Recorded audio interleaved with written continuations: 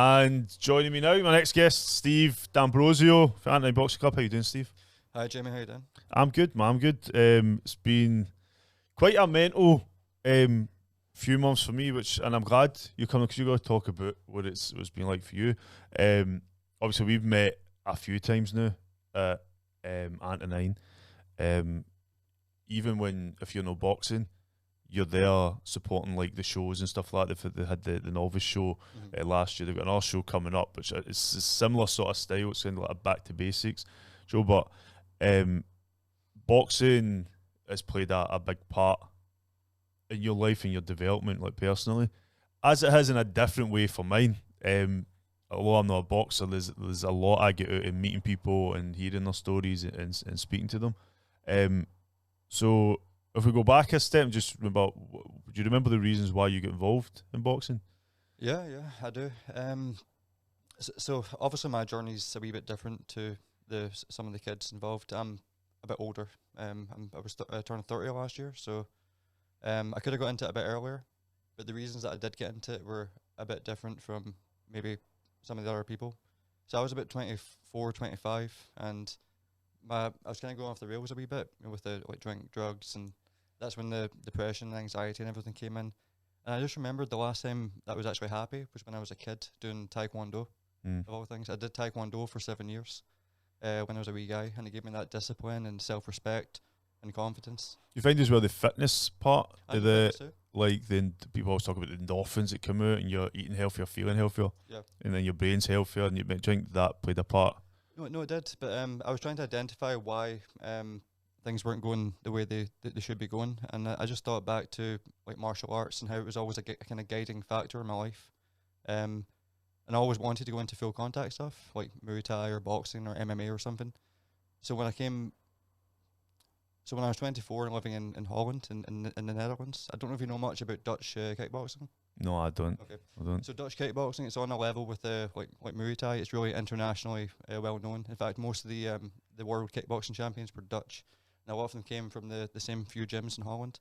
So I was in the best position possible. I lived there for 3 years, between 24 and 27 years of age, and I met this ex-army guy called Ray Munn, and he was trying to teach people kickboxing one-to-one and be like a kind of sensei and teach them the ropes. And he saw something in me, like on day one. Maybe it was my taekwondo background or something. But he was the first person in 10 years that kind of looked at me and saw something like more potential than I was putting out. So I trusted him, and he really took me under his wing. He came along at a really important time in my life when I kind of needed him, you know. And I wouldn't go as far to say that I didn't have a strong male role model growing up. It's just that I was raised a lot by my papa, and he was older and retired. My father was in the picture, but maybe not as much as I would have wanted. And so when I met Ray, and he was giving me all this support and respect, and kind of believed in my future more so than me at the time, it just it kind of ignited a fire inside me that I had to work with.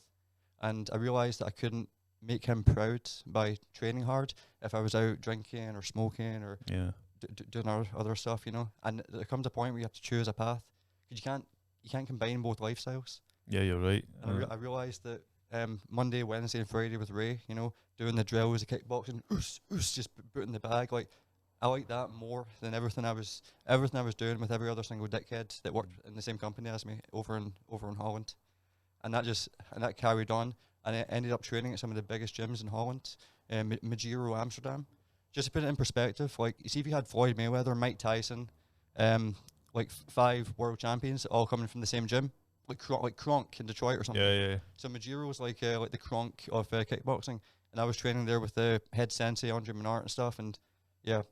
But it was only when I moved back to Scotland at the end of 2019, just before the pandemic, that I walked into the Antonine Boxing Club. And I walked up to James and just said, "Hi, my name's Stephen," and shook his hand.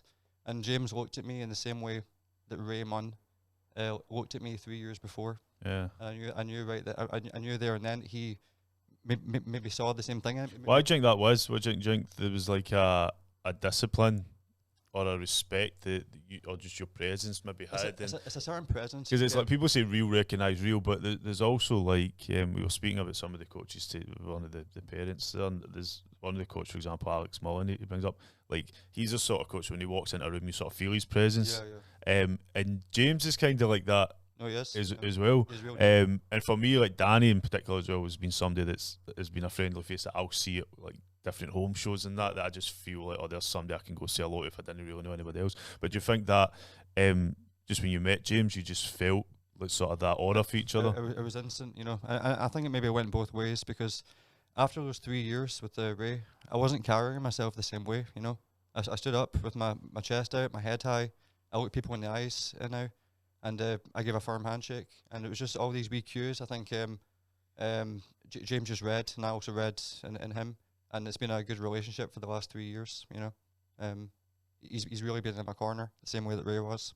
So this was just after COVID, no, or just before? Just before. So then COVID, no doubt, happened very shortly after, because Antonine was just literally set up. Literally just up. I remember the green carpets. I remember it was just me and 4 other boys. And we really built that from the ground up over a really difficult time. James is a big fan of the whole adapt and overcome element, which I think is really it really ties in with the ethos of boxing, you know, because the whole idea of boxing's you're overcoming your own challenges. You're getting a bad spar and you're thinking about what you can do differently next time. You're having all these. You get knocked down more times than you succeed, and you have to learn fast to kind of get over getting knocked down. Just get up and push on through.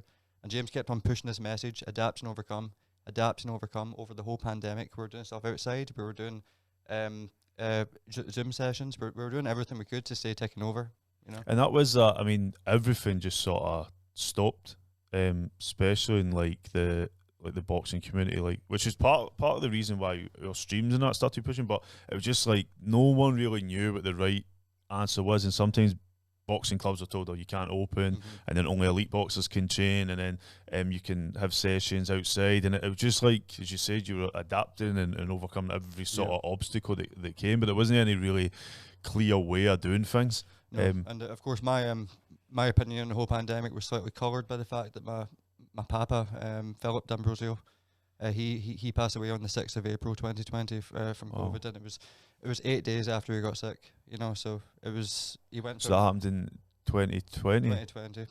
So that was literally just right. Lockdown had just happened. I just came back from Holland, mate. You know, so I was 3 years away from my family, and I just came back, and I only had 2.5, 3 months with him before he got sick, and he was taken away from me. So obviously my perspective was coloured by that. But if anything, it just made me train harder. I went back over to Holland. Did you use that as a coping mechanism, or is it? A wee bit. Sometimes, I mean, we talk about in the gyms how, I mean, you can get your sort of your emotions out into the bags and that. Like you can sort of find your comfort zone in the gyms, and but that's somebody that was. You mentioned it was a big part of your life. He was like my father. Yeah. And when everything is going on, especially like imagine the surname's from Italy, yeah. So I've got family in Italy, and it was scary. Like I'd planned to even go there. I was supposed to go there in March, in 2020. We had to cancel it, and then I think we delayed it until later on, and then we didn't actually get to go until I think it was July. But just the scenes coming out of Italy, northern Italy in particular, was terrifying. So for that to happen to you, somebody that, as you said, was like a father figure to you. I moved back with the intention of, I knew he was getting older, you know. He was 83, you know. So I moved back partly with the intention of seeing my wee cousin Joshy and kind of being there for my grandparents in their maybe last 10 years. And it just, I'm still not over it, you know. That's the thing with like, and we'll move on for this. I don't want to go on it too much, but like one of my mates had passed away in 2021. He's still in the front of my phone. It was just a car crash, and it just happened instantly. He was 24, just about a few.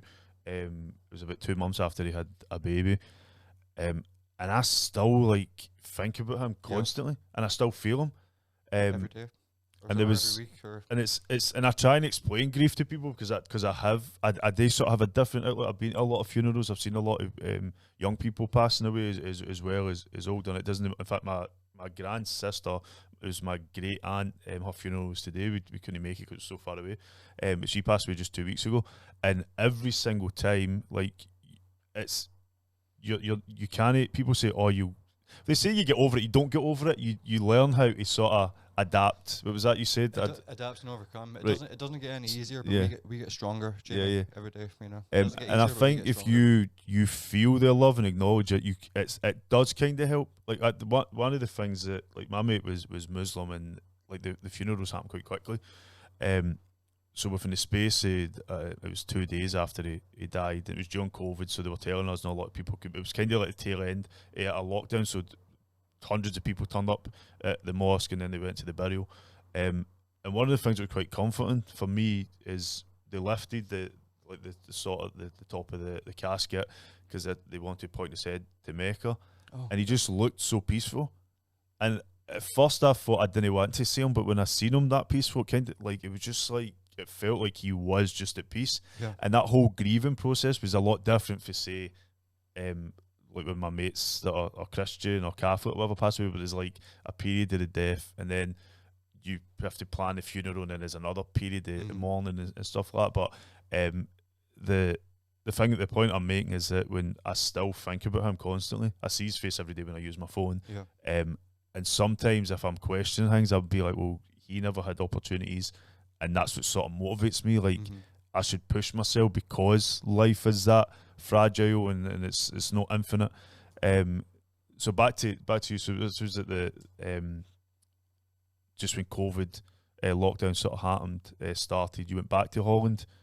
Yeah. So my friend John Pham, he's a German Vietnamese guy that I trained with for 3 years in Holland.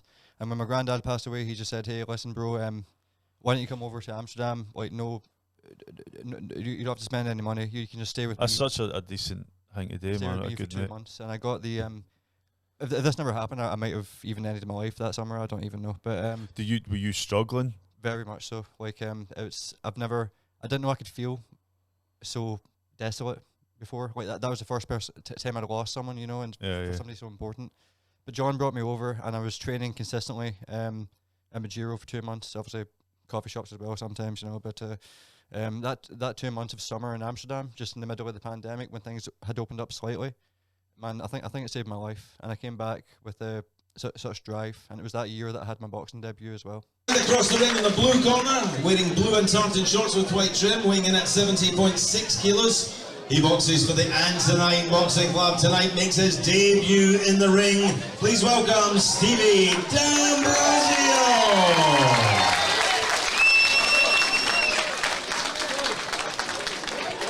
December 2020. At the home show. At the home show. Which I filmed. Which you Was this the one at the Dumbarton Rock one? The Dumbarton Rock, Oh, this was the one that was like no internet.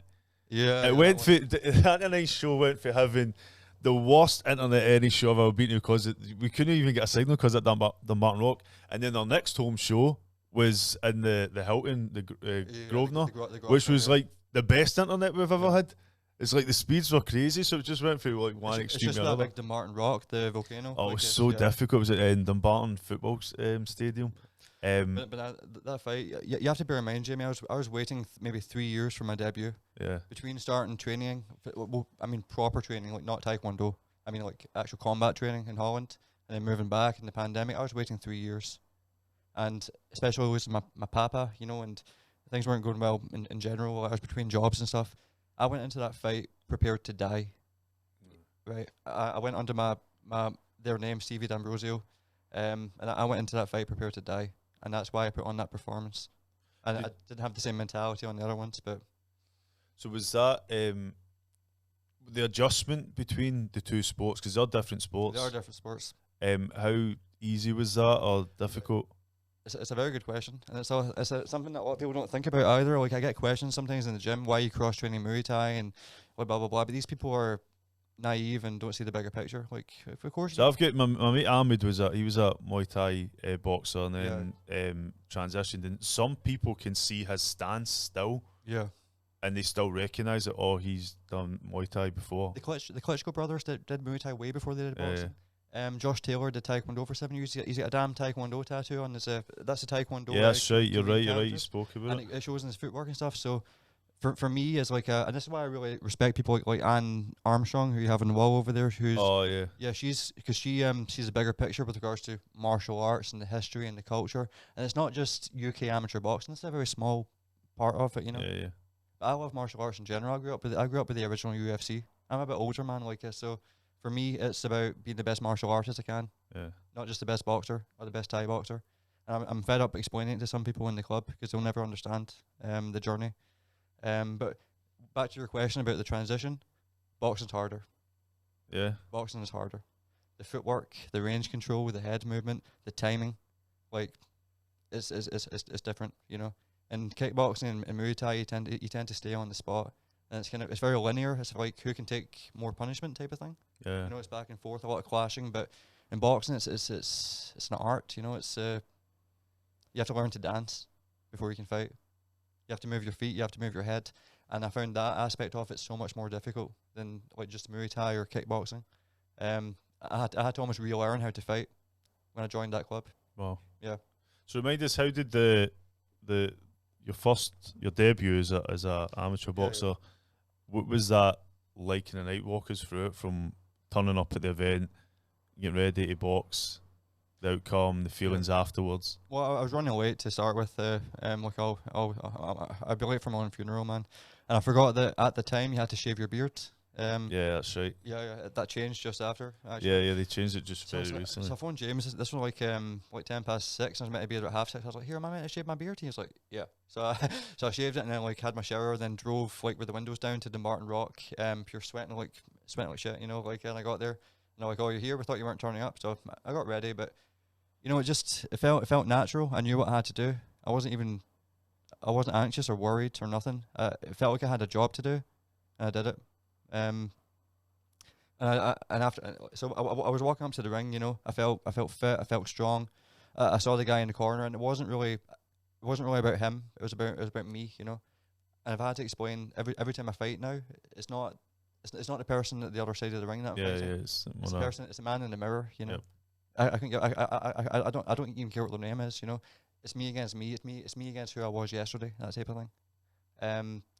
So the fight was a blur, you know. Like, have you had any matches yourself or anything? No, I've never boxed. So when you're in there, like, especially for me for the first time, like your nerves take over. You're burning a lot of nervous energy, adrenaline. So you don't remember the details of the fight. It was over in a flash. I had to watch back your footage before I could even figure out what I did, type of thing. Do you have any memory?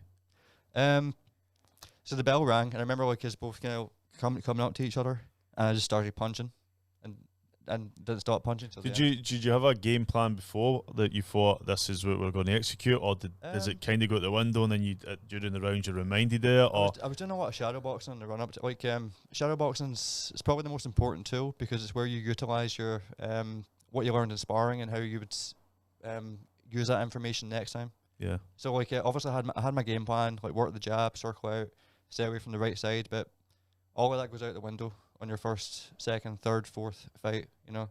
And anyone who says differently is lying. Like you won't have the composure necessary on your first couple of matches to maintain any sort of game plan. It all goes out the window when you get punched in the face. So by the second and third round, I was just focusing on not throwing up and keeping on breathing, you know. So you don't have much memory. It's quite a blur. But is there anything that sticks out that you do remember? Like I get my hand raised. Yeah. And hearing Stevie D'Ambrosio ring out and thinking. But the moments before that, yeah. Did you think I've done enough, or I'm nervous about this outcome's going to be, or did you know what the outcome was going to be? Like obviously you didn't know, but did you have a feeling like no, my hand's going up? I knew I'd done enough. See, I remember you seemed very confident. I knew I'd done enough in the first round. Yeah. I faded a wee bit due to the lack of fitness and the lack of composure, but that comes with time. But I'd done enough in the first two rounds. And like even in the third, man, I was dropping those left bombs. Like one of the bouncers came out to me afterwards, and he said, "I've just came out to speak to you. Like you're one of the few people that can hit as hard with left hand as they can with their right. Yeah. You know, like I was watching that with my mate, and like and it's funny, like if I watch back your footage, I can see the two bouncers in the corner, and they're looking. You know, he's like, I thought you were gonna kill the guy. Like in fact, James's daughter, Kira, she had to walk out after that first round. Why? Because she thought I was gonna kill the guy. Like I was just dropping bombs. Like but yeah, but that's not what it's all about. As I said, it's more about my journey, right? And it doesn't really matter who I'm facing in the ring or what sport it is, as long as I can get up in the morning, go my running, go my training in the evening, I'll sleep good, you know. But that particular bout being your debut, being such an important year for you personally, for your club, getting the first home show. That was the first show, yeah. Yeah, the first show back after COVID lockdown. A lot of people would have been the first night out they've had for the whole year. Like they've been allowed to go out and see friends, family, turn up at events. So it was such a big night, a lot on the table. As I said, I remember you being, and I need to sometimes look back at bouts to see and it will remind me, but that one I do remember you being particularly very confident, and then you just looked so happy when your hand was raised. I was actually crying in the changing room for 20 minutes afterwards, and it sounds stupid to the uninitiated, but it's just it's such a overwhelming emotion, you know. And as I just said, think of all the stuff that had went on, and even if the outcome wasn't the outcome, it wouldn't have mattered, Jamie. Yeah, that emotion and that adrenaline has still went there, and you've still went through that journey ready to take the next step. I don't really have much emotional connection to the win-lose aspect. I know a lot of people, they can really mess them up, knock their confidence, but there's a thing called outcome dependence in sports psychology. Yeah. So if you're too outcome dependent, then it can really mess with your game plan because you're so scared of losing, or you're so scared of messing up, and it will actually affect your performance. But you see, if you're not outcome dependent and you actually don't give a damn if you win, lose, or draw, you'll put on normally a better performance than you would ordinarily because you've separated yourself emotionally from it, you know. And that's what I try to do. I've never been upset about a loss. I've never been upset about a performance. You know, I know that I'm already doing something that I never thought that I would be capable of doing, and that's enough for me. Yeah, because there's goals that you're achieving day in, day out. Yeah, I'm 30 years old. I'm not on the pathway to the Commonwealth Games or nothing. You know, like I know what this is. I'm doing this for me. You know, so and it's giving me so much.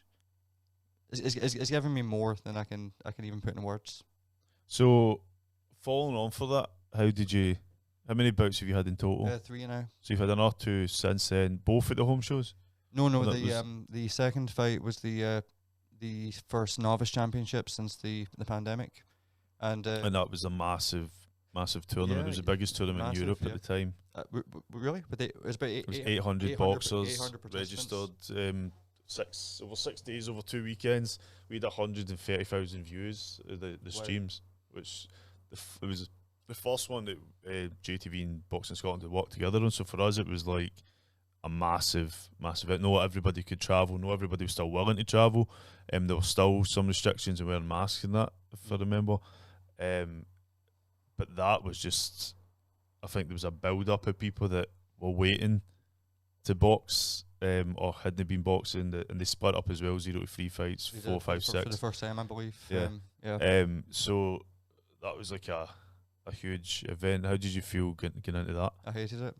You hated it. Why? The home show was it was chill, man. It was comfortable. It was I had my family around me. Like when I say I mean my boxing family, because half my family are dead. But I mean the boxing family. Yeah. But the Ravenscraig, it was this big, massive, almost like a airplane hangar.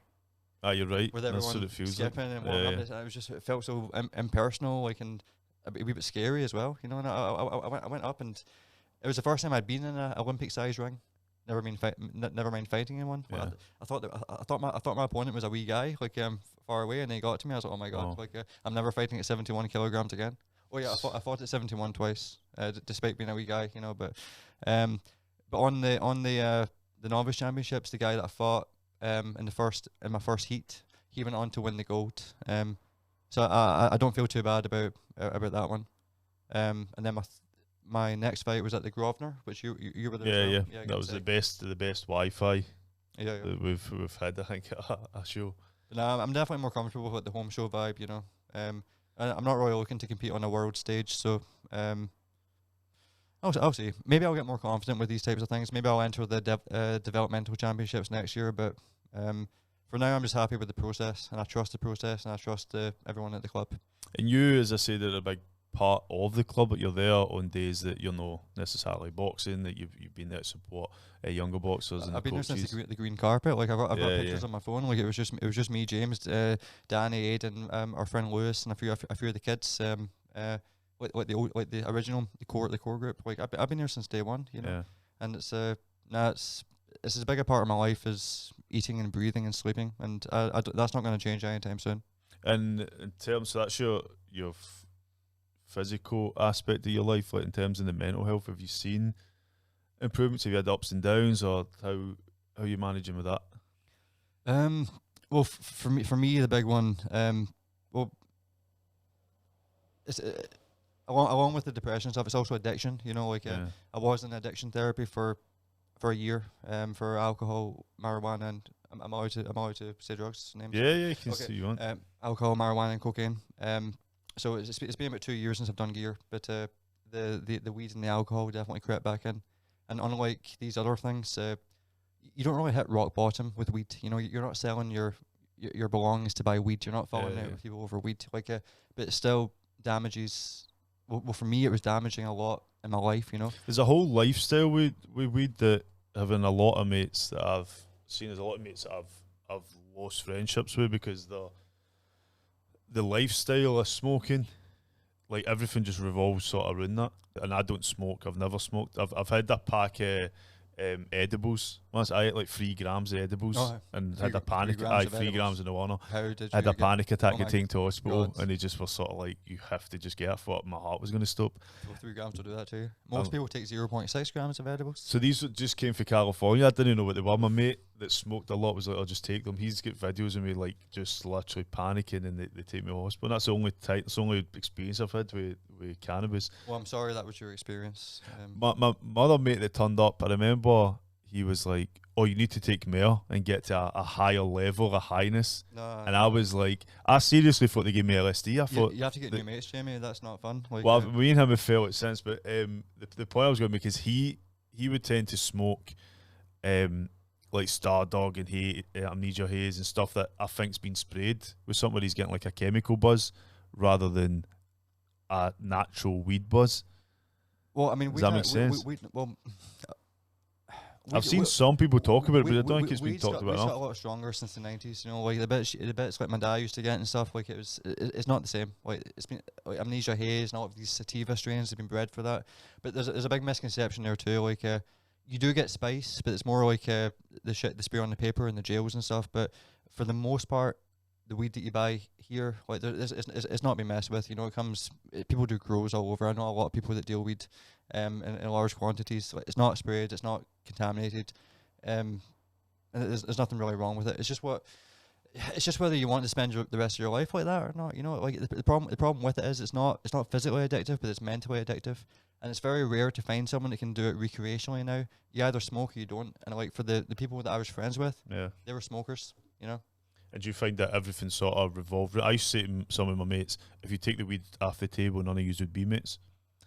Because that was the only thing that I seen connecting them, and I was like, that's a very and good sometimes if people were like smoking in mine and I allowed it, sometimes I get pissed off and be like, no, that's it, nobody's smoking here, and then I wouldn't see people for months. And I was like, well, that you're just proving my point. We're no mates because you just wanted somewhere to smoke, and I accommodated it, and now I don't want to accommodate it, and you're just proving my point that if the weed's not there, we would never see each other or be mates. Same with drinking, some drinking buddies. When you go sober, Jamie, you see who your real friends are. You see who you've got in your corner. And like people that smoke cigarettes, I remember a woman that used to work with us, and she used to smoke, and she used to know everything that was going on in the building outside, like up and down our building that we worked in. Cigarettes, smoke breaks and stuff. She used to go out and she'd speak to all the other smokers and stuff, and it was a sort of that social aspect of the drugs. But the other side of that is drugs help people cope. and get people through bad times, and like alcohol in particular is a depressant in itself. Yeah. So sometimes you think you're needing an escape, but in the long term you're sort of dragging yourself into that sort of darkness. That's a problem, because it gives a false sense that it's improving your anxiety or improving your depression or improving your state of mind in the short term, but long term it's damaging you even further. Because when you come off that substance, I know this myself, at the start of this year, completely sober, it's very confronting what you have to, because all the stuff that you weren't dealing with before, like your anger, your grief, this and that, this conversation, it didn't go away. It was just suppressed. So now it's coming back, and you still have to deal with that. Yeah, you're right. You've just delayed the bill, you know. You've just put the invoice back through the post. That's all you've done, you know. And you don't understand it when you're in it. You see if you're a habitual smoker or a habitual drinker or whatever, you can't see the forest for the trees or something. Yeah. But you don't see what you're in, you know. And if people are trying to tell you, like your mates, it's like well, smoke weed every day, you know. Like no one cares, but you have to give yourself that distance to see, you know, and maybe find something healthier, like a sport or a hobby, or getting back in touch with your family or something, or addressing the thing in your life that made you go down that path in the first place, you know. Yeah. And I remember something came to mind when Eminem, I don't know if you listen to Eminem, but I used to listen a lot growing up. And we had tickets to go see his tour, and he cancelled it because he was addicted to painkillers. Mm-hmm. And then afterwards, I think I've seen a documentary speaking about how Elton John got him through it, and by phoning him, and like he went to stay in Elton John's ranch or something, and then and anyway, the point was he started going to the gym, and he started putting on like muscle and that. And when he was talking to the person interviewing him, he said that he was an addict and he had an addictive personality, and he would have to be addicted to something. And at that point in time, it was the gym. But before that was alcohol or drugs or whatever. So you just had to find something else.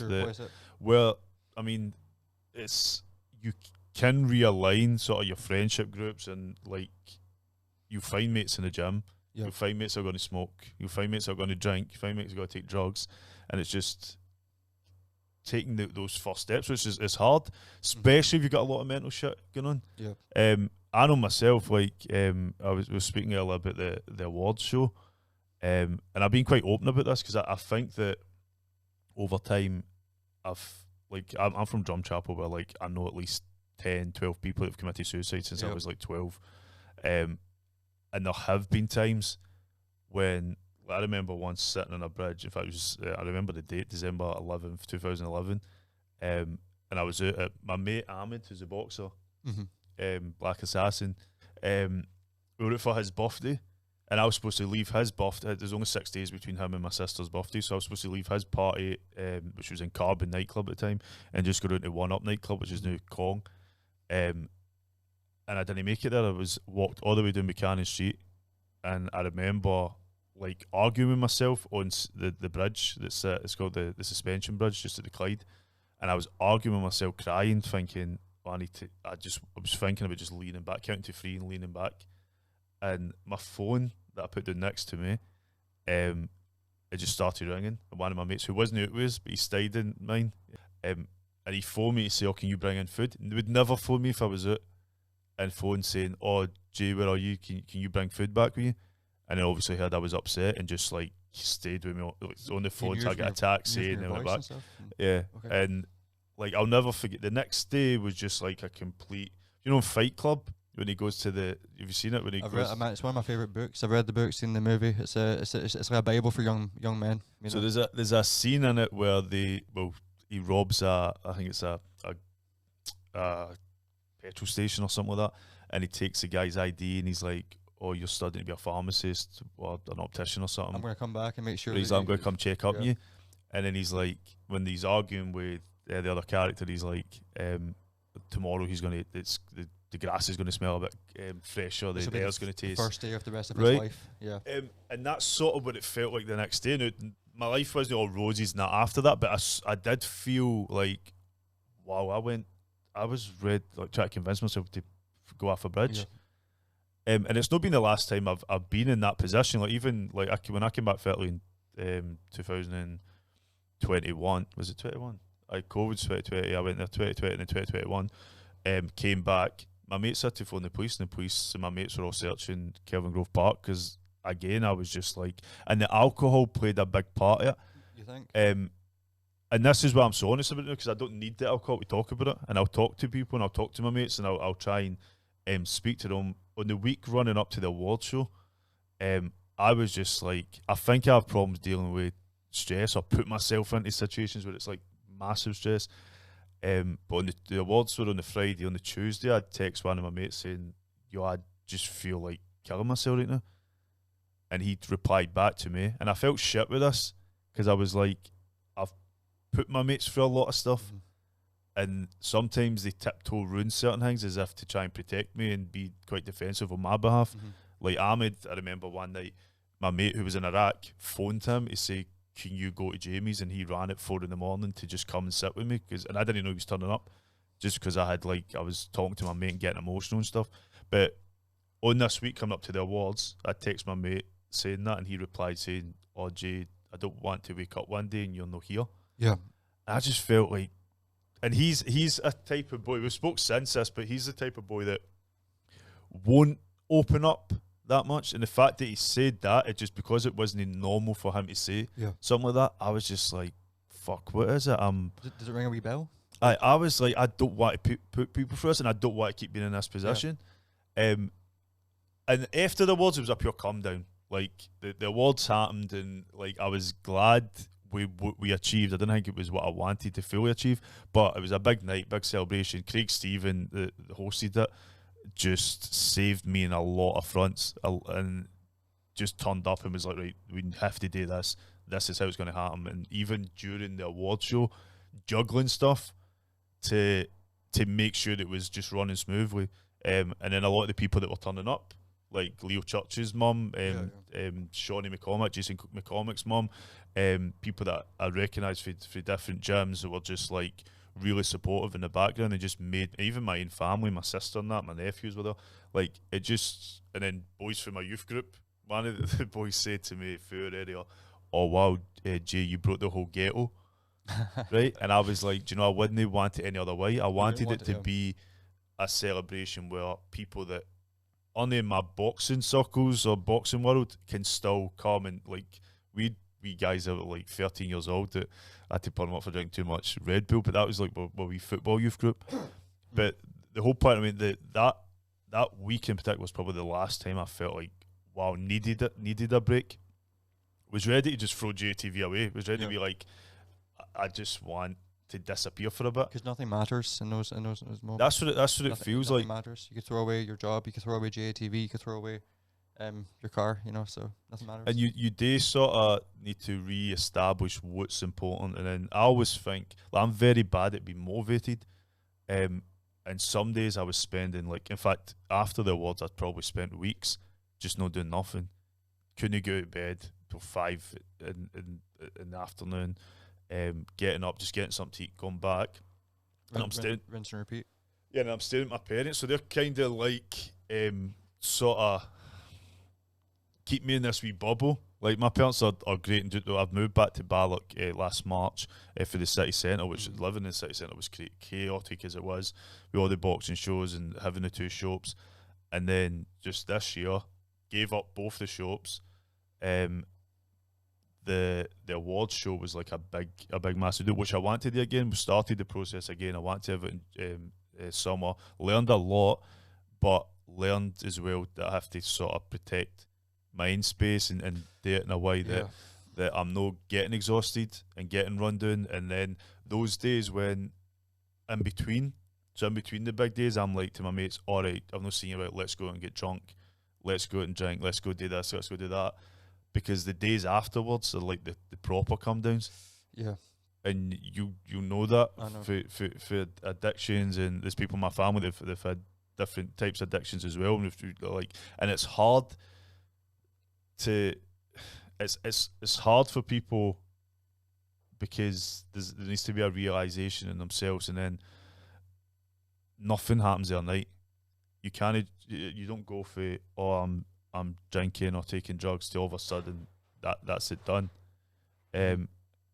But I'm glad that you kind of opened up a wee bit and told me it's not easy, especially for men, to talk about these things with other men. You know, it's part of the problem. Yeah. I too have about 4 or 5 people I can tick off that aren't with us anymore, and all young guys who should have been the same age as me right now. But what I was going to ask was, do you think this country is the best place to get any sort of that help? You know, like if you seek that help, do you think it's there? Do you think it's available? No, it's not like yesterday. I sent a tweet yesterday about the lack of support for young people, and I'm thinking mainly young boys Young that I see that the school isn't really for them for whatever reason. A lot of the young, basically I have a wee club and we try and mentor some young people, all very different young people, all very different issues, some family issues, some learning difficulties, some are carers. Not so many that are, there is some smoking and stuff like that at young age, like 16, 17, but there's no like any massive alcohol or drug issues yet. But I see it coming. I see this lack of, because if I go to the year group above, which is like my mates, in between them and us, a lot of them are now starting to talk about mental health problems because for years and years and years they just went through this cycle of partying, drinking, drugs, whatever. How can you evaluate your own feelings if you're never sober? I know. And this is where I see that these young people going. And when I look back, that the schools aren't capable of dealing with it. There is no youth services, and I'll go back. That's why I love boxing so much, and I love meeting people and the coaches, because I think they are, and I've said it millions of times, like coaches and people within gyms, or sometimes a boxing coach, a father, a mother, a grandpa, a social worker, a teacher, all rolled into one. You took the words out of my, a surrogate father, you know, and you added in the social worker, the carer, the teacher, the pillar, you know, like And I've worked in child protection, and like we used to go into faith-based groups, so we used to go into mosques, synagogues, gurdwaras, churches, used to do disclosure checks, but the main purpose was to give the people that were looking after children a sort of, what's the word I'm looking for, a confidence that if a child that they were working with was being abused or they suspected something, that they would be able to report and act on it. But you see that in boxing gyms. A boxing coach has seen it all, done it all. During COVID, a lot of boxing coaches I know I was speaking to, and they were worried about some of the young boys that maybe went through a tough time and needed the boxing gym, needed to be there, and they weren't getting it. And I know some coaches that they would put their shutters down but have boys in training, because if it wasn't that, they'd be out in the street. And the groups that they're falling into is that, oh, let's just go get drunk, let's go do this. And added in, like, you do get it, all my mates are a boxer. Like, when we're talking about, like, earlier, like, how confident Leo Church is, I know him and young boxers like him, sometimes they're a target for other people, because they're like, oh, he thinks he's a boxer, or and his confidence and maturity has to calm situations down. These people don't understand a thing, you know. They haven't been through the process. Yeah. And that's why I advocate for boxing so much, because I think that maturity and it won't be in every single gym, and it won't be every young boxer, male or female, that is going to go through those stages. There is going to be people that are very immature. There's going to be people that will show off, and that in the boxing for them will be like a sort of a TikTok sort of playground. But you find so many really decent, real people that will speak about stuff and will learn from each other. No, for sure. And it's brilliant to watch, and it's brilliant, and it's probably helped, as I said, helped me in different ways from you. You're an active, sort of athletic person. You're about to say athlete. I was saying athlete, but like sometimes I say athlete and people think, no, I'm not an athlete. I just stopped drinking and smoking weed. I'm no athlete, but we'll see. This is when I usually refer to boxers as athletes, and then some people are like, no, it's like as if I'm putting this pressure on them. But the athletic ability within boxing, like you said so yourself, how difficult boxing is compared to other even combat sports. But the story and the journey for me in boxing has been entirely different, but the outcomes have still been clear on mental health, clear on pictures, like having those ups and downs, having those times when you're like, nah, I need a break. But no doubt you would have that in boxing. No doubt you would push yourself to a limit. Sometimes you're like, right, maybe I need a break, maybe I need a weekend off, maybe I need 2 weeks away, and just do nothing for your own, maybe not always mental, but physical well-being as well. No, I think you should get straight back in there, because every time I've taken a break, I've just been back on the weeds. So it's no. That's the thing. If you lose a fight, it doesn't matter if you win. Take your rest day. If you're concussed, take a wee rest. But you pick yourself up and get straight back in. Yeah. No one cares. Like it's up to you. You have to do it. Well, Cash used to be like we'd have his fight, and then literally a day or two later he's back in the gym. That's what you have to do as a champion mindset, right there. But with my set, like, I think sometimes what I do is just pull myself too many different ways. I'll just say yes to everything. I think, oh, that's a good idea, let's just do it. Or I'll feel bad for if somebody asks me, oh, could you come film this? And even if I didn't really want to do it, I'd be like, oh, do you know what? That's no fair in them if I say no or whatever. And then I'll just go do it. And then juggling too much, and then I end up getting tired. You can't spread yourself too thin, and you have to remember, I think it was Socrates that said, a man who is a friends to everyone is an enemy to himself, because by the nature of being friends to everyone, you automatically don't look out for yourself as much, you know. So you have to be able to draw firm lines there, but especially with your position where you are involved with so many amateur clubs and across the whole of Scotland, you know, and you're really the only person doing what you're doing in this scene. Like there's no equivalent of JATV in the Muay Thai scene. It's hard to get fights filmed half the time. Yeah. Well, you're probably one of the few people. Do you know who's really good at it is judo. Judo Scotland. Yeah. Okay. So I knew a young guy in all his judo, I was assuming they're called bouts as well. Like his judo contests were filmed. You can look back at them. Judo's a real deal. Like, And I've got a lot of respect for judo. And they would have it at Ravenscraig. In fact, I seen him at one of my first times I was going for boxing at Ravenscraig. I seen his dad, and he was like, "Oh, Adam's through here," and I went through, and they had like 10 different mats with like all different contests going on, but they were filming every one of them, and I was like, "Wow." Yeah. I'm there with my camera trying to juggle 3 rings at just with one camera. But back to your journey in boxing, what do you see? I'm interested. I'm interested. I could talk all day. Because what actually got you started in this? By the way, I never asked you the question. What got you, Jamie, involved in boxing podcasting? Oh, with boxing podcast. So I grew up with, as I said, Cash Farouk. I've known since he was 6. Ahmed Moever, I followed him through Muay Thai. Then he done semi-pro and then became a professional boxer. Okay. And I started filming his professional boxing on my phone. And then I got a wee gimbal and just started recording his. I had to constantly delete space from my phone to fit in the stories and stuff, edit them, would stick them up. And then other boxers that were there, like Paul Keane, would be like, "Oh, can you film mine?" Or like, so it just sort of grew through there. Yeah. And in 2017, I started a page which was JATV, and it was just supposed to be a Facebook page where I was just sharing rubbish, rubbish videos. I was making wee videos with my nephews, teaching them how to edit and stuff. And then one night, I actually was going to delete the page because it went for like 1,000 people following to like 4,000 in one night, and I was like, "Oh, I've been hacked." And I was always like, I always wanted a page that was just natural followers. It wasn't like people I was buying or like just kind of organic, organically. Yeah. So this day I woke up and I was trying to work back. Why did it kick off? And then I looked at a video which shot up for like 2,000 views to like 1 million views. And it was when, what's his name? Conor McGregor. His fight, his UFC fight happened, but like months before that, he threw that chair through the bus. Right? Yeah. And I stole this video for UFC. It wasn't even a video that I'd made. Oh. I just took it, edited it, and stuck up my page, and it went for 2,000 views, shot all the way up to like 1 million, and all these other followers came because of this, and most of them were in the Philippines, which is weird because that's where my cousin, who was the first female in the first female Scottish boxing match, that's where she came from.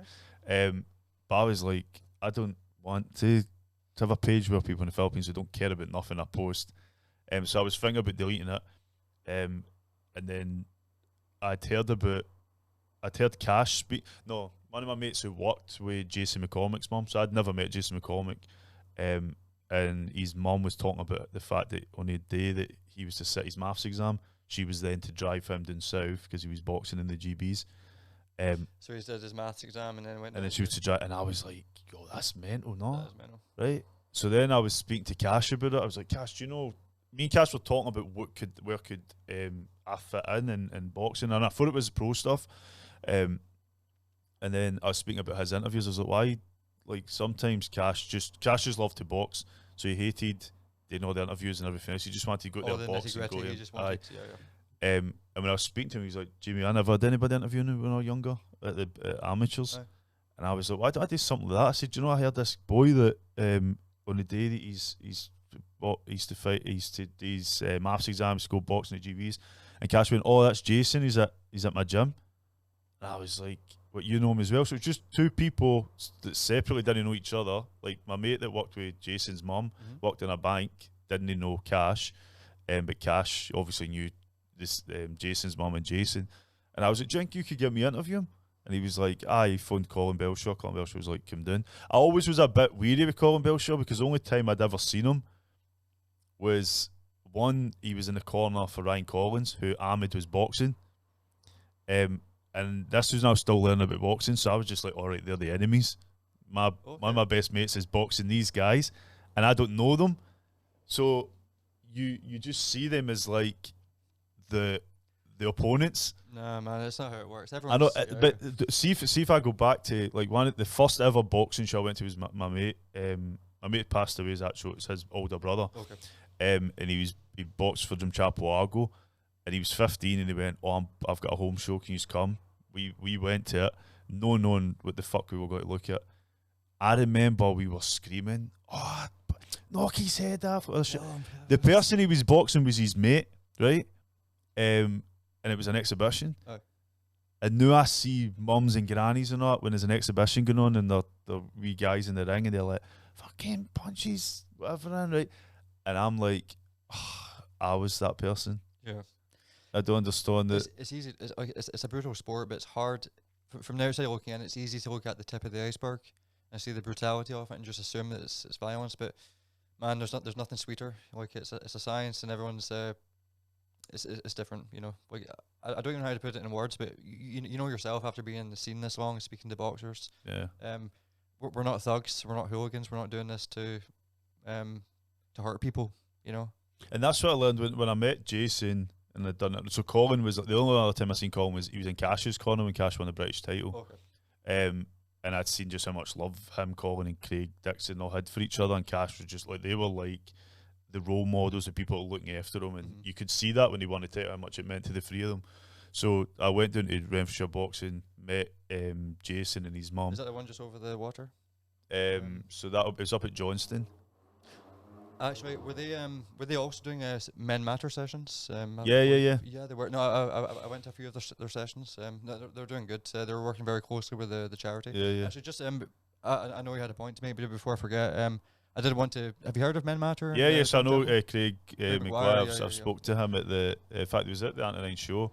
Yeah, he presented the one of the trophies on behalf of Men Matter, and he's been a real pillar within that charity. Yeah. In fact, it was Craig that introduced me. You know, when I was after my granddad died, I was going through a really bad period, and he was like, "Why don't you come along?" And he took the time to bring me to Men Matter and introduce me to everyone and stuff. And he's done well, Craig. You know, he's really got the right mindset and the right heart to help. And I think organisations like that need to exist, and there needs to be more of them, and especially with the lack of actual support through the NHS and stuff. Like, because when I said I was in addiction therapy for a year, that was in Holland, and that was paid for my health insurance. So I had one appointment per week with the addiction specialist, one appointment with the clinical psychologist who identified the root cause of the addiction, and a third appointment every fortnight with the prescribing doctor to balance the antidepressants and stuff. And with that all-round support for a whole year, I got clean and I got healthy, and I was given the tools. That's why, like, if I had money, I would I would donate it straight to places like Men Matter and the places that are actually trying to make a difference, you know, because there's not enough of them, and the ones that are, those boys at Men Matter, they keep their phones on all night, all night. The members of the board, just in case somebody's on a bridge at 4 o'clock in the morning, you know, pro boy guy, you know, it's And like they're based in Drumchapel. they are based in Drumchapel. We just play all over his pub, you know, so. And that's like, I went to Drumchapel High. I grew up in Drumchapel. When I talked earlier about like there's at least 10, 12 people that either know directly or indirectly that have committed suicide. I mean, one of the first boys, it was when we were in first year at school, 11 years old. There's 3 members of the same family. 11 years old. Yeah. Gary Agnew, and his sister that still, she does a lot of campaigning, and she works in that sector of supporting people, and she speaks about it, which is why I would say his name. But for years I never, and I would think about him a lot, and that was like the first time I ever was aware. He was just a child. His suicide was at 11 years old, and we were only weeks into Drumchapel High, and there was a lot of stuff coming out in the newspaper that wasn't true about the reasons they thought it happened. But there's been like another family, 3 members of the same family. I know the brother, I won't say his name, but the brother goes to Men Matter, and he's like the last remaining person of that household that's there. And he's been on the news to talk about it, but you're like, it's death is one thing, and dealing with death, like we spoke about when your papa died, and but suicide is It's different. It's different because you always would question, could you have done something, or could you? Yeah. And that's why, like, probably is changed my.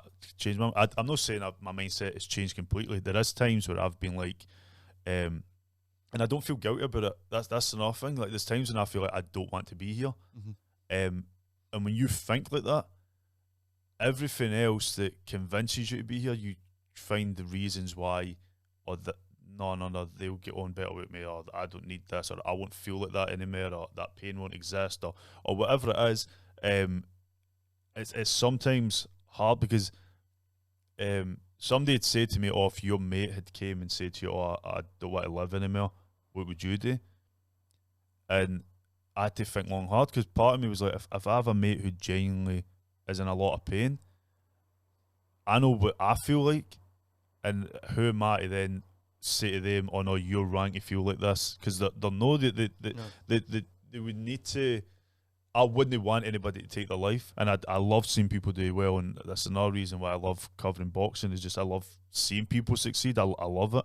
I love telling people stories. I love people telling their own stories. I love just facilitating that. The whole idea with the awards was to try and like bring boxing up a bit, and people to celebrate and recognise what was going on.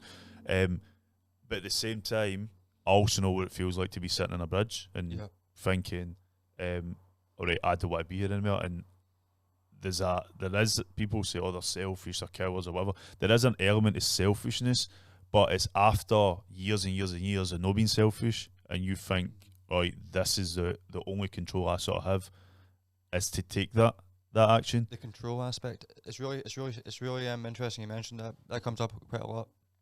Giving you control in a world where you have no control. And I think people don't always.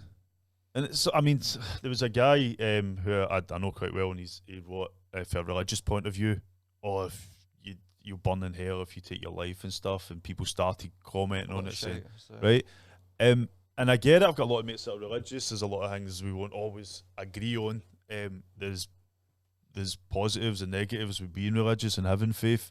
But at the same time, you need to try and put yourself in somebody else's shoes to understand, or what did they feel like, and just throwing shit at them like, no, this is the wrong thing to do, or you're a coward, you're selfish, you're letting people down. None of that is going to, when you spoke about identifying the root cause of the pain or whatever, the suffering, like, none of that is going to do that. And all it does is sometimes I'm fed up of talking about it, and I don't want to talk about it. So if people know, there was when I was quite public after the awards, and I was like, oh, I'm going through quite a tough time, I just want a bit away. When people see me, they'd be like, oh, Jamie, you're right, and you can see it in their eyes, and I was like, right, the day I'm feeling fine, which is why I'm I here. don't want this right now. How do I talk about it? But I don't have a choice. So then subconsciously you're like, right, I'm going to avoid speaking about this because I don't want it to be every time somebody sees me, that's what they think. Yeah. It becomes your identity a wee bit, and you're doesn't like, it? so the day I've tried hard, got up, doing quite well, and then all of a sudden, somebody I love to bits, like they're doing the right thing by coming there and asking, oh, is everything right? Do you need anything? You like, and you're like, I don't want to have this convo.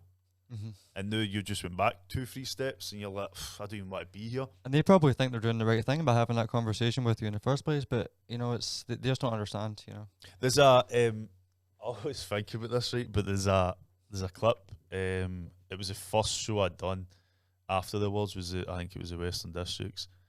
And Robert McNulty came and sat next to me, right? And we were just talking. He's doing some commentary, and then he says at one point, also, how you, Jamie, is everything good? Or something like that. And I sort of laugh, right?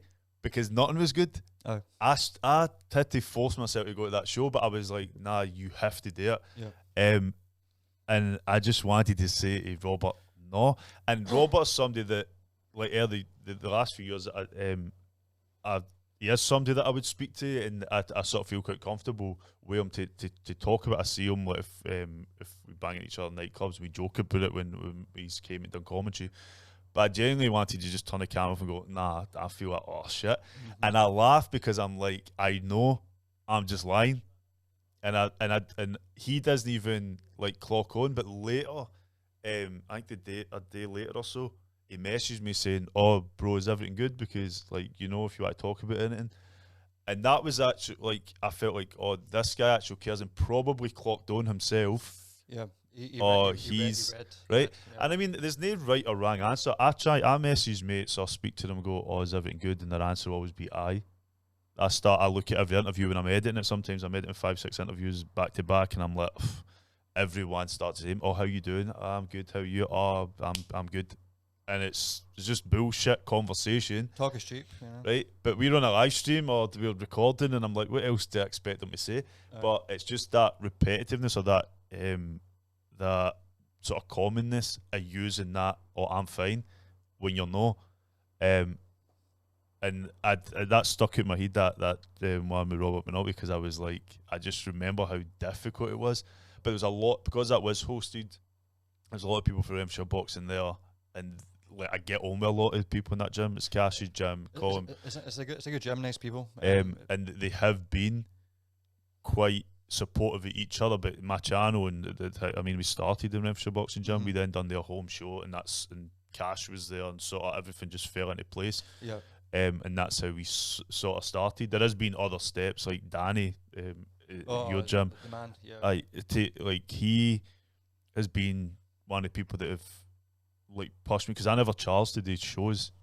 I know. And it was costing an absolute fortune, and I'd spent a fortune. And it was all right when I had the shops, but then I was like, this is taking a lot of time. The editing was crazy. Sometimes 50, 60 bouts in a week. And Oof. I'm trying to get them out to a standard where we've got round one and different, like, camera angles or whatever. And Danny was just like, no, you need to charge people. Like, you're providing a service. Yep. And that sort of, like, I sort of was like, wanted to do it as sort of like a hobby, but it was costing, I mean, the equipment here cost 10 grand. That MacBook, this one, cost 5 grand. But that allows me to do, like, this I'll have this for another 2-3 years at least. I've had it for since 2019. But that was money that I had made for my businesses that I'd put into this. Yeah. People sometimes think, oh, but you're on YouTube and you get money for this. You don't. You don't, Right? especially for like middle of nowhere Scotland home show 20. Yeah, I 21, picked up £300 up in a taxi in there, and it was like, I think it was £200 I was charged to do the show. So going up there, and then I was on £100. I paid somebody to bring me back. So I spent £400 just on. Jamie, if that happens again, give me a call. If I'm off work, I'll drive you up. Bro, this was short. My mate was going to take me, and then this was short notice, and I didn't want to let them down. Oh. And I was like, and see, when I went there was no space. I literally was in a tiny wee table. Hannah Rankin, I remember, came to commentary. There was a few other young boxers that came, and it was like no space whatsoever. And I was like, wow, this has been a pure effort. and you get tired, and well, it's it's long days. It's traveling. It's getting there and back. yeah. and For that, it's- if sometimes do a live stream, if you start at say the show starts about say 7, you've had to be there for about 5 to set up. The show finished 11:30, something 12. I remember I was still at Hampden show, finished about 12, and at 2 o'clock in the morning I was still outside waiting for a taxi, and I had to take all my equipment down, wait at the front. Everybody's left. I'm standing outside waiting for a taxi to come. The first taxi that came, he was like, "No, there's too much equipment," and he left. And then I had to book another one. 45 minutes later they came, and I only stayed in city centre. And this was a Saturday night. All my mates were all out partying, and nobody could come get me, and I was just stuck there when I didn't even have to travel that far. It's ridiculous, man. But I know you've been like had issues with your car recently as well, innit? Yeah, I got smacked off the road last Friday by a bin truck. I was at training again that night because like I set an expectation to go training every single day, and that didn't stop me. My back's still a bit sore, but Your back, you need to be weary and just maybe take it a bit easy. I know that if I don't go training, then the bad thoughts will come back in. So that's the thing as well. Is that when I go back to what Eminem said about finding something that he has to put, we won't say addictive, but he has to put his mind to, and that comfort zone. I won't go into it, but I know, for example, when Cash stopped boxing, the impact to his life for being 15 years old, almost that's all he done. all he knew Was boxing 3-4 times when it became pro, 3-4 pro shows, fights a year, defending his belt, winning his belt, defending his belt, and then just nothing. And I worried about him. I was like, how can you go for that? And he had to find something else. I love that he's going down the coaching route, and he's quite, I know will be quite a strict coach in terms of making sure that a boxer that's going into the ring is fully aware of what the consequences are. And they will be like, Cash hasn't drank, hasn't smoked, right? He's I'm not saying sacrifice, but he's in terms of friend life and family life, he's sacrificed. His whole family had to sacrifice. Yeah. And I know that he will be instilling that in every young boxer. It's not just you have to make that choice, as you said earlier. It's not just the sacrifices you have to make when you're training. It's I think there should be also more awareness of CTE as well. Yeah, that's something that it's just not talked about enough. And there's a ex-boxer, Tony Jeffries, on YouTube, who ex-Olympian, ex-professional. He talks about it a lot because if you're getting bashed in the head 3 times a week, it'll add up. I was knocked out in 2019 kickboxing sparring, and I had amnesia for 5.5 hours. Have you ever seen 50 First Dates? Yeah. You know 10-second Tim, the guy that resets every 10 seconds. You have to reintroduce yourself after 10 seconds for the rest of his life. Vaguely. I was 2.5 minutes Steve, so I was at the hospital. I don't remember any of this, but I got kicked in the head and then right hooked and through the ropes. And my friend John and the 2 coaches came with me, and apparently every 2 minutes I go, What happened? It was like, oh, you're okay, Stephen. You were knocked out. Knocked out by who? Bo knocked you out. Okay. Where am I now? You're in the hospital. What happened? And this every 2 minutes I would reset back to basics, and they were so fucking scared, and they were taking turns replying to me, for 5.5 hours because it was too much for one person just to keep answering the same question. How did that resolve? Like, did your brain just healed itself, or it was just a really bad concussion. This is how mad, like, how powerful the mind is. I mean, you do, like, obviously I've thought a lot about thoughts and feelings and stuff like that, and sometimes I'll say to people, it's like, I try and simplify everything. Like, just look at your life as like a grain of sand in a universe full of sand. And actually, the day that I'd said that to my mates, it was in a film, and I remember I rewound it back and recorded it and said, I said something more or less exactly the same. But at the same time, like, your chemical reactions in your head is what produces these thoughts and emotions and memories or whatever. And there must be some control. I've never had that much control all the time, but you must be able to control something to do with like what creates these thoughts, is in particular dark thoughts, and why you rely on. And I know endorphins and that, as we said at the beginning, are these good feelings that you get when you maybe in the gym or you're doing something. But when you smoke weed, for example, endorphins, I'm sure, released in your brain. It's dopamine. Dopamine is the word I was looking for. So there is similar chemical reactions Yeah. that happen that make you feel. Right now, it could be gaming or something like if you. Or I've got a few friends that are a wee bit addicted to that, but luckily I've not been down that path. But I'd go up to their gaffs and like, I'd be like, "Hey buddy, how you doing? So we're going to have a wee chat, catch up. It's been a while. Did you see my new score in Call of Duty? Like, shut the fuck up, man. Get a life." Like, there is a young people, as I say, that I work with. Is sometimes a shortness of attention span. Yeah. And that sometimes aggression and rudeness and cheekiness can come on tiredness as well, and then not being able to focus in school and that's why I always say get into a gym. If you get into I've seen a lot of young boys that say, oh, they've got ADHD and then they go to the gym, they're even better, they're tired when they can't go home, they're sleeping better, they're thinking better at school. Their social skills are better because they're in a team environment. Yeah. You know?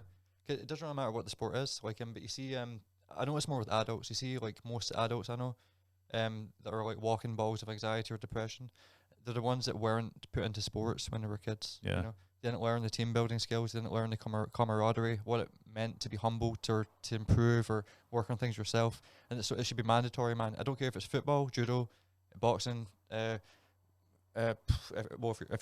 you're posh, like a rowing or something, like or it doesn't matter what it is, but it has to be something. And the ones that didn't have that are the ones that are really suffering from it now. Yeah. And I stand by that statement. I can see it in my friends and the people that are struggling. It's the ones that never had that or don't even try and get that now, or they'll never be able to get over the hump. You know, it's so important. Yeah. So, what's next at Antonine? Well, we've got a show happening in March. It's just a back to basics show. I think it's the kids and the novices. That's going to be inside. What's in the dance hall? We share the space building, with April's Street Feet.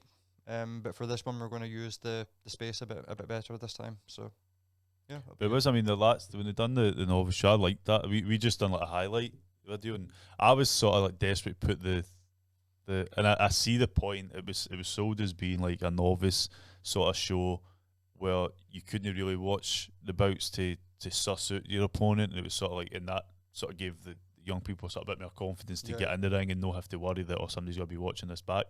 But some of the parents were like, we had the footage, but we made like an edit, which comes on at the beginning of all our live streams, and people were like, oh, can you send me that video? And I was just like, no, we can't. Because that's not what we were asked to do, wasn't it? Yeah. Like, we don't own the footage if we're there making it for somebody else. But I'm kind of glad. I think that might happen with this show. I think if we're going to film anything, it would just be like highlights and stuff rather than streaming or putting it. Do you mean like when you came down for that the novice show? Oh yeah, I remember. Yeah. So we only filmed it. We filmed everything, but we just broke it down into like a 3-minute highlight video. I really liked what you put together with that highlight reel. It was really professional, you know, and it's quite motivating as well. I stole the track for Boxing Scotland. See when they done the Elite show. Did this intro and it was a guy talking about boxing, and I just stole the video for that. That's all right. I tell you, like, there was one bout I did put together. Was my mate Haji was boxing. Oh, Haji, you're saying, yeah. Who again? I mean, he's went from being a bodybuilder to losing tons of weight to be a boxer, and he's always been passionate. And I've known him. I've known his whole family. I was best mates with his older brothers when I first went from Drumchapel to the area he stayed in Scotstoun. But I remember he used to be scared of me. I used to go say hello to him. He used to run away. He was about 6. And he used to just always run. Like, anytime I said hello, you just turn around. I guess I was like quite tall as well. And I'd be scared of him if I get to him. But no, he's a good laugh. But when he boxed then, it was boxed his opponent. I was like, wow. Sometimes you try and suss the opponent out. I'm like, God, this guy looks very athletic. He was young, he was tall, he was, he was. But then Haji, I think his defence-wise, I think that's where he picked up more than he was landing. And I was seeing that he was landing cleaner.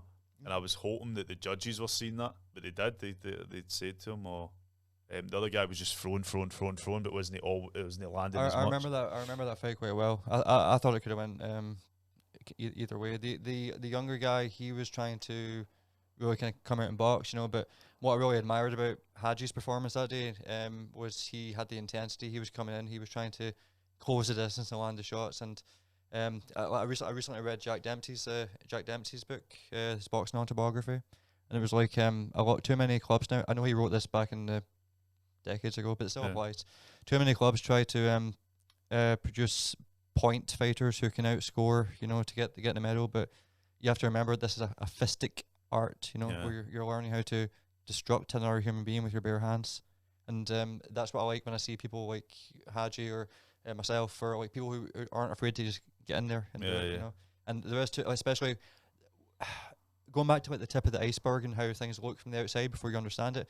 When I first joined like the UK amateur boxing scene, like after being with kickboxing for too long, I saw like all these like lanky, skinny kids zipping in and out, like wee ballet dancers. I was like, "What the fuck is this?" You know. So it took me a while to get on board with that too.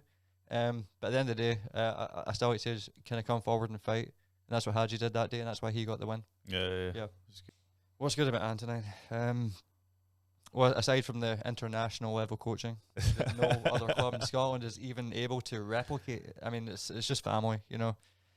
It's been my family for 3 years, and it's going to continue to be my family for a while. And shout out to James and John and everyone and Anna, everyone involved in the process. You know, you're saving lives and you're changing kids' lives from this day forward. You know, I really believe that. So, listen, thanks so much for. Jamie, I can't wait to edit this, man. It's gonna be good. Thank you so much. And I'll see you. I'll see you soon. You'll be at that March show anyway. If I don't see you before it, my man.